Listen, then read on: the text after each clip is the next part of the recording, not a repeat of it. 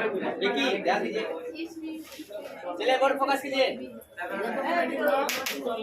देखिए तो नमस्कार साथियों, आप सभी को स्टार्ट सन क्लास में तहे दिल स्वागत करता हूं। और आज हम देखने वाले क्लास 10 का इकोनॉमिक चैप्टर नंबर 7 है और चैप्टर 7 का नाम है उपभोक्ता जागरण एवं संरक्षण। सबसे पहले हम ये जानेंगे कि उपभोक्ता किसे कहा जाएगा।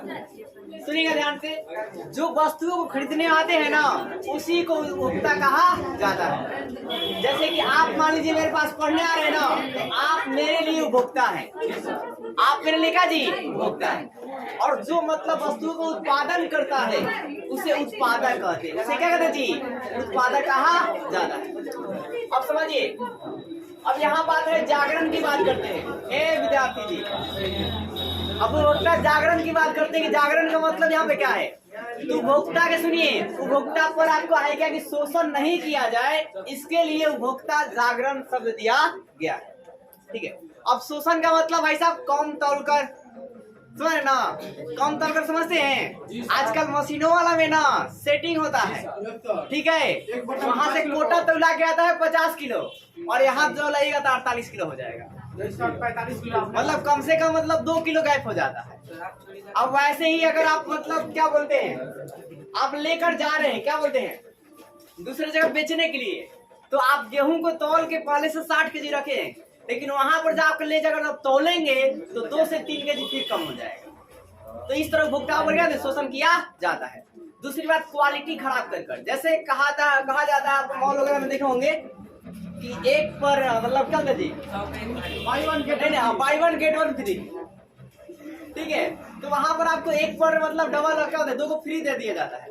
तो ऐसे भी यहाँ पर उसकी क्वालिटी जो है ना खराब हो जाती है, तभी जाकर ऐसा किया जाता है। रेयर केस में ऐसा होता है, हमेशा आपको ये ऑफर जो है नहीं मिलेगा। जब वस्तुएं नहीं बिक रही होती है, वस्तुएं की थोड़ा क्वालिटी डाउन हो जाती है, तब जाकर ऐसी परिस्थितियों में ऐसा किया जाता है। ये मैं नहीं कहता, आपकी किताब कहती है और आप ये आगे पढ़ेंगे भी ये बातें को। चलिए आगे ध्यान दीजिए। अब संरक्षण का मतलब होता है कि बचाओ, कैसे बचाइएगा। तो इसके लिए सरकार ने अनेकों प्रकार के नियम कानून लगाया है कि अगर कोई आपको खराब वस्तु दे देता है तब आप उस पर क्या कर सकते हैं, कहाँ जाकर कंप्लेंट कराइएगा, कहाँ जाकर शिकायत करेंगे, यही सारी बातें चैप्टर में हम लोग पढ़ेंगे।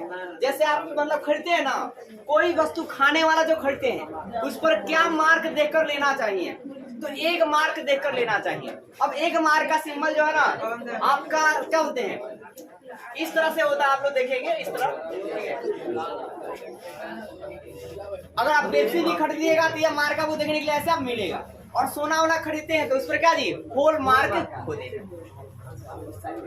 तो वही बातें, हम मार्क कैसा होता है, किस पर क्या मार्क रहेगा, ये आगे देखेंगे हम लोग। चलिए स्टार्ट करते हैं। तो सबसे पहली बात करते हैं उपभोक्ता, यानी कि इंग्लिश बोलते हैं कंज्यूमर। क्या बोलते हैं जी, कंज्यूमर, या आप ये बोल सकते हैं ग्राहक। क्या बोल सकते हैं, ग्राहक। मतलब अगर उपभोक्ता शब्द कम समझ में आए तो आप ग्राहक शब्द से समझ सकते हैं। अब ग्राहक समझते हैं ना किसे कहा जाता है, जो आपके पास खरीदने आता है वही आपका क्या जी, ग्राहक। अब आज इसमें हम यही जानेंगे कि हमें ग्राहक से कैसे पेश आना चाहिए। इसलिए हर कोई बिजनेस नहीं कर सकता है, जो इकोनॉमिक्स को समझेगा वही आसानी से बिजनेस कर सकता है। समझा लीजिए, बाजार व्यवस्था का महत्वपूर्ण अंग है। सबसे पहली बात, बाजार व्यवस्था का महत्वपूर्ण अंग ना जी उपभोक्ता है। अब बोले कैसे महत्वपूर्ण अंग है, क्योंकि वही जाएगा तभी तो बाजार में भीड़ होगी, और वही जाएगा तो आपका सामान बिकेगा, वो नहीं जाएगा तो सामान बिकेगा नहीं बिकेगा। अब दूसरी बात, जो वस्तु खरीदता है उसे उपभोक्ता कहा जाता है या उसे ग्राहक कहा जाता है। समझ गए। तो जो भी वस्तु को खरीदता है ना उसे क्या बोलते हैं जी, ग्राहक कहते हैं। अगर मान के चलिए कि आप जाते हैं केला खरीदने के लिए, चाहे मतलब आम खरीदने के लिए, या मतलब कोई भी आटा खरीदने के लिए, चाहे गेहूं खरीदने के लिए, तो आप क्या है जी, उपभोक्ता। आप क्या है जी, ग्राहक। अब देखिए गांधी जी का कहना क्या है, समझिए उपभोक्ता के बारे में गांधी जी क्या कहते हैं।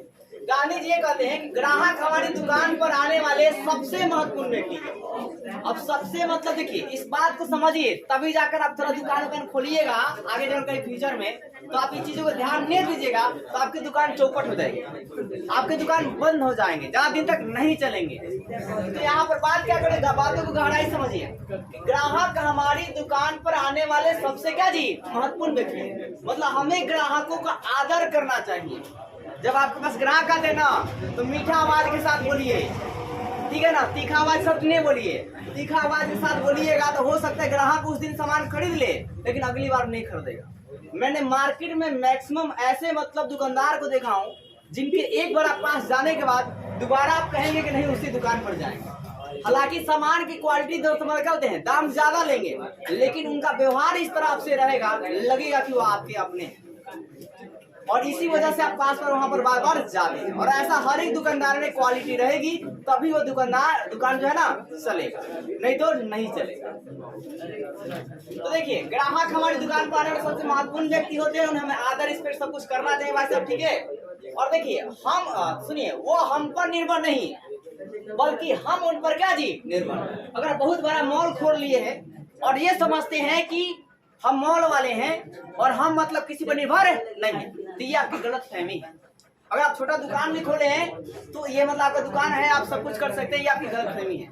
बल्कि आप किस पर निर्भर है जी, ग्राहक पर निर्भर है। अगर ग्राहक ही नहीं आएगा तो जब मॉल के सामान हो, चाहे आपकी मतलब क्या घर का सामान हो, चाहे छोटे दुकान का सामान हो, क्या बिकेगा? नहीं बिकेगा। तो अप्रत्यक्ष रूप से कहा जा सकता है कि ध्यान रखिएगा, ग्राहक जो रिटेलर होते हैं, रिटेलर मतलब बेचने वाले जो होते हैं, ठीक है, बेचने वाले ग्राहक पर निर्भर होते हैं।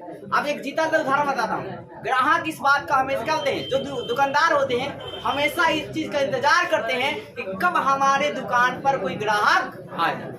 ऐसा करते ही नहीं करते हैं।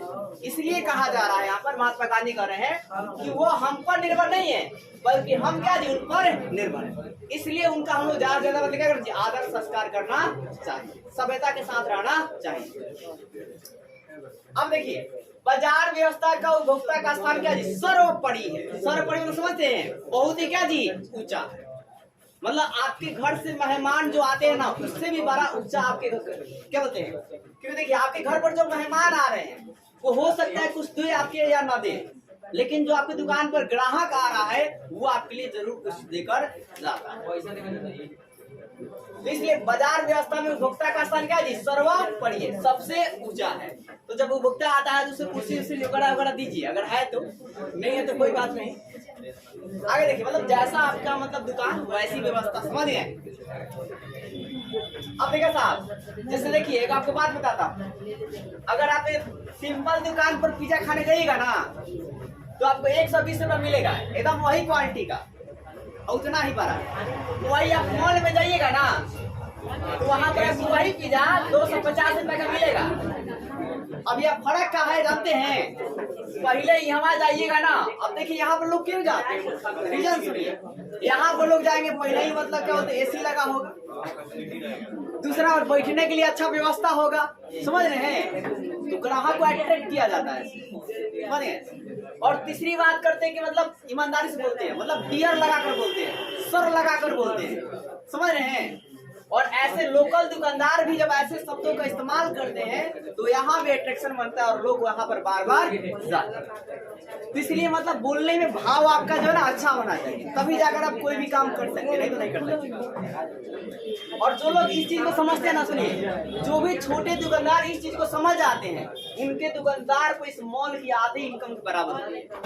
आप देखेंगे बाजार मतलब शहरों में कि कई ऐसे छोटे दुकानें हैं जो मॉल इतना इनकम करती है, मतलब भीड़ ऐसे लगा रहता है, लाइन का लाइन ऐसे। हाँ ऐसे मतलब समझ रहे ना, जैसे कि बनारस में पान का दुकान है, एक मतलब ये छोटा ही दुकान है लेकिन 50 गाड़ियां का भीड़ लगे होती है और उसके पास वो दुकान छोटा ही है लेकिन 12,000 तक पान मिलता है एक पान की। तो ये क्वालिटी आपके डिपेंड करेगी, आपकी बात जो मतलब डिपेंड करेगी आपने कैसे उस बिजनेस को चलाने का प्रयास किया। तो जब भी मतलब आप बिजनेस को चलाइए, तैयार रखिए, ईमानदारी से चलाइए और अपने आवाज में मिठास रखिए और ग्राहक को विश्वास को आप तोड़िए मत। देखिए एक बात देखिए, कम देखिए थोड़ा सा बेनिफिट लीजिए, ज्यादा सेलिंग होगा। ज्यादा बेनिफिट एक ही बार सोचने का प्रयास कीजिएगा तो कम सेलिंग हो जाएगा, और सेलिंग कम होगा तो आपको दिक्कत हो जाएगी, समझिए, आप उतना प्रॉफिट नहीं कमा सकते। तो देखिए गांव में क्या होता है, वही लोग करते हैं, ज्यादातर एक बार प्रॉफिट एक ही बार ज्यादा कमाना चाहते हैं और ज्यादा प्रॉफिट कमाने के चक्कर में उनका ग्राहक खत्म हो जाता है। और जो बड़े दुकानदार है वो क्या करते हैं, बोलते हैं कि भाई साहब एक ही बार लग जाएगा जी। वो क्या करते हैं बिजनेस स्केल कि भाई साहब आपको पहले फ्री दिया गया, अभी भी आप 5G फ्री का लुत्फ उठा रहे होंगे, उठा रहे ना, भाई साहब फ्री फ्री फ्री फ्री। और फिर कुछ दिन बाद आप देखेंगे कि 5G रिचार्ज करवाने के लिए अलग से उसमें लगेंगे, इंक्लूड हो जाएगा और पेमेंट आपको देने पड़ेंगे। आप स्टार्टिंग में ला दिए, पहले 2G 3G था और 4G आया, उसका फ्री चला ना जी, और फ्री चला तो पेमेंट कम ही था, पेमेंट कम था, 300 रुपये में कुछ मतलब आप 2 महीने चला सकते हैं। अब देखिए अगर आप 3 महीना को चलाना है और आपको 5G का 4G नेट चलाना है तो कम से कम आपको 899 रुपये करवाने पड़ेंगे, अगर पर दिन आपको 2GB चाहिए तो आपको मतलब ऐसे ना मतलब अट्रैक्ट किया जाता है लोग। कीमत को बढ़ाइए लेकिन लोगों को पता नहीं चलना चाहिए कि बढ़ाए। अब यहाँ बता दीजिए, उत्पादक समस्त क्रिया का क्या करता है जी, उपभोक्ता के द्वारा संचालित होता है। सुनिए, उत्पादक का जो टोटल क्रिया है ना, जो प्रोडक्शन करने वाले हैं उनका टोटल क्रिया जो है किससे संचालित होता है, तो उपभोक्ता से। किसका जी, उपभोक्ता। मान लीजिए कि अगर आप कोई भी उत्पादन कर रहे हैं, आप सब्जी उत्पादन कर रहे हैं, चाहे अगर आप गेहूं उत्पादन कर रहे हैं, आप कुछ भी उत्पादन, चाहे आप कपड़ा का उत्पादन कर रहे हैं और कपड़ा ही बना रहे हैं और उपभोक्ता खरीदने नहीं आए, तो क्या आपका मतलब उत्पादन करने का कोई क्रिया बनता है, वो आपको वैसे का वैसे ही रह जाएगा, उसमें जंगे लग जाएगी, वो खराब हो जाएगा, समझ रहे हैं। लेकिन उपभोक्ता जाएंगे वहां से क्या करेंगे, खरीद लेंगे, तो पूरी क्रिया आपकी क्या हो जाएगी, नियंत्रित हो जाएगी। आप अपने लेबर को भी पैसा दे दीजिएगा, जो पैसा मतलब खरीद कर जो ग्राहक को देंगे, फिर आपका अपना भरण पोषण भी कर लीजिएगा और कुछ सेविंग भी कर लीजिएगा। ये सारी उपभोक्ता की कहानियां है। सुनो, अब देखिए साहब बात करते हैं उपभोक्ता जागरण की। यहाँ पर ए जी सुनिए, तो उपभोक्ता प्रतिदिन वस्तु और सेवाओं के संपर्क में रहता है। ए सुनिए, उपभोक्ता क्या था जी, पर डे, डेली डेली क्या रहता जी, वस्तु और सेवाओं के संपर्क में रहता है। वस्तु में समझते हैं मतलब पार्ले जी बिस्कुट करते हैं, आप मतलब कोई भी चीज खरीदते हैं, वस्तु हो गया। अब सेवा मतलब समझते हैं क्या होता है, जैसे आप गाड़ी से जाते हैं, रेलवे से जाते हैं, एरोप्लेन से जाते हैं, बैंक में जाते हैं, ये सब क्या था जी, सेवा। ये क्या होता है, सेवा देने वाले लोग होते हैं। जैसे कोई गाड़ी खरीदा है या कोई सेवा दे रहा है और आप उसको भुगता, आप उसके कस्टमर हैं। कोई एरोप्लेन मतलब रखा है, समझ रहे हैं, कोई कंपनियां रखी है, लोग नहीं रखते, कंपनियां रखती है। अब आगे डाल दीजिए, तो यहाँ पर देखिए उपभोक्ता जो प्रतिदिन वस्तु और सेवाओं के संपर्क में क्या था जी, आप लोगों में मैक्सिमम जो लोग होंगे पर डे बैंक जाते होंगे, बैंक नहीं भी जाते होंगे तो गाड़ी का तो सफर जरूर करते होंगे ना। अब आगे देखिए, उपभोक्ता कई स्तर पर शोषण भी होता है। उपभोक्ताओं के ना कई स्तर पर क्या होगा जी, शोषण।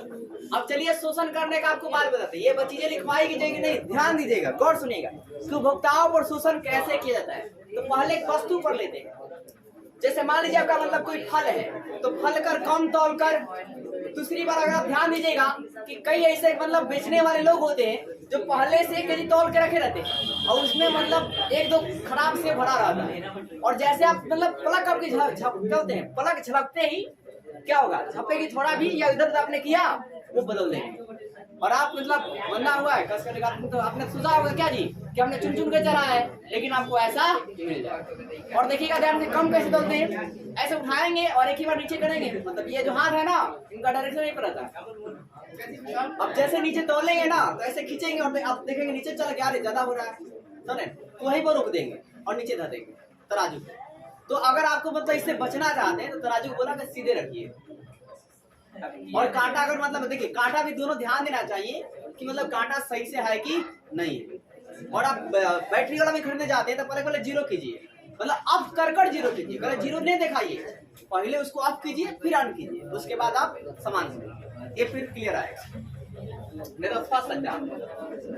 तो यहाँ पे कई ऐसा शोषण किया था। बैंक में देखिए कैसे शोषण होगा, तो बैंक में आपका हो सकता है कि मतलब आपने पैसा निकालने गए और पैसा आपने मतलब क्या बोलते हैं वहां पर आपको गिन कर दिया, ठीक है, कमी गिन कर दिया, और आपने कहा कि चलो बैंकर है अच्छे से गिन कर देगा, समझ रहे ना, तो आपने पॉकेट में रख लिया।